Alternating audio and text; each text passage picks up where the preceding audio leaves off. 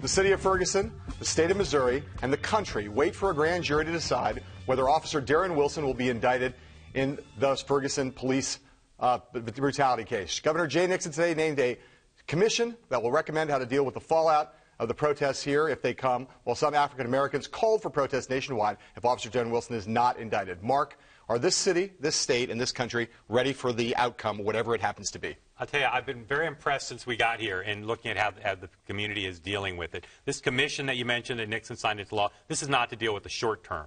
But the people there, and he read their bios, two co-chairs and then a commission with a lot of members of the community, really impressive group of people. And I think that they're worried about outsiders coming in, and I think they're worried about just the unknown based on what happened. But I think in general, between the leadership of the governor, the local leadership, I think the city is ready to deal with whatever the grand jury decides. Well, we'll talk about the governor a little bit, but I mean, I think there's no doubt that there's already, as we mentioned in the opening, there are national African-American leaders who are calling for national protests if the indictment doesn't come in.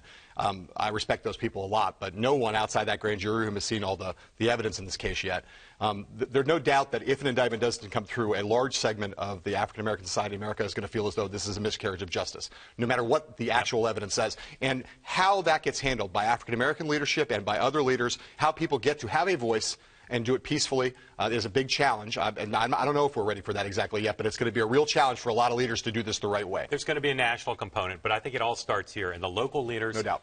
Of both races, the dominant races in this African Americans and white, I think they are really concerned about the world's eyes on them here. And again, very impressive of how much responsibility they're all taking, not just with the naming of this commission, but dealing with the balance, as all the leaders talk about, between the right of people to speak out freely, as well as the fact that property rights and individual safety have to be paramount as well. Well, I think that's the balance you have to strike, right? They have to allow people who want to protest here. They must. They can't try to squelch that. That would be a huge mistake. People have to have their voice heard, but they also have to be able to have enough public safety and enough public order to keep people who are trying to agitate from being able to take control of the situation and end up in a bad place. Yep.